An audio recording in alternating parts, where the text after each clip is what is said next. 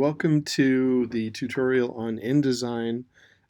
First thing we're going to do is open up InDesign and create our 3-page document. So even though you want to make a 2-page spread, you want to make your document 3 pages. So we do that by going to Create New, and we can just go straight here and select our unit inches. And we're going to make our page size 7.5 inches by 10 inches. And we'll select 3 pages, and we'll just go open up bleed and slug, and we'll make our bleed 0.1 inches, and we'll say create. So here's our first page. So if we click on the page palette here, you can see we're on the single first page. So we want to click down on 2, 3. So we'll just leave page 1 blank, and we're going to do our 2-page layout here.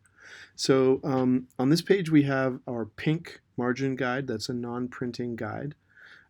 This center line here is also a non-printing line. It shows where your fold is. And this red line is our bleed line.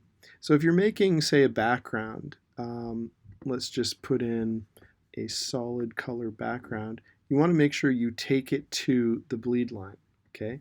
Don't have it just go to the edge of the page. It's very important you take it to that red bleed. So I'll just double click on a color here. Let's make it green. And there we go. If you want to add a gradient, you can double click on the gradient tool. You could select the gradient that you want. You can adjust the colors. So say I want to use, let's go to RGB, maybe a blue, maybe to yellow. Okay, that's pretty ugly, but you get the idea.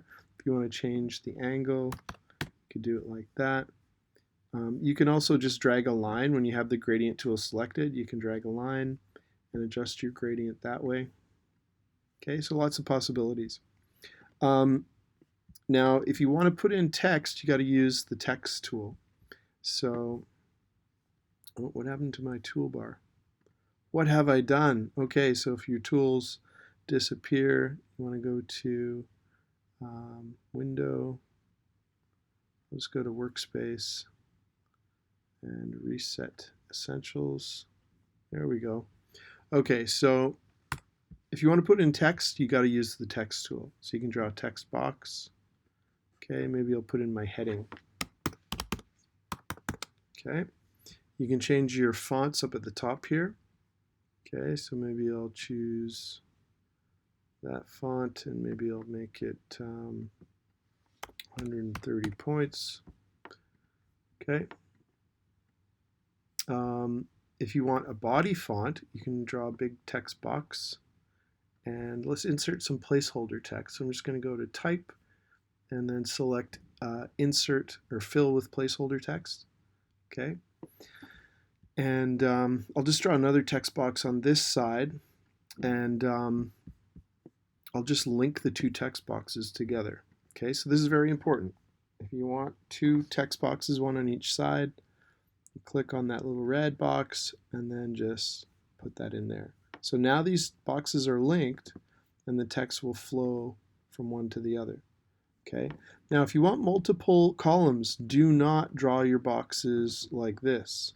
This is not how we make 2 columns or 3 columns. Okay, the way we make multiple columns is by using our column tool.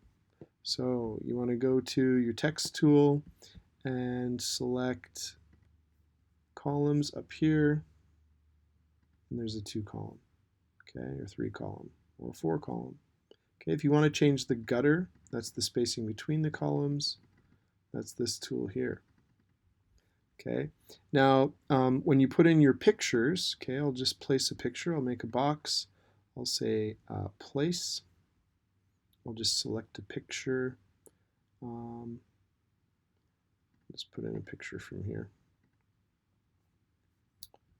Let's do Freaks and Geeks. Okay, so there's a picture. I'm just going to say fitting, fill frame proportionally. Okay.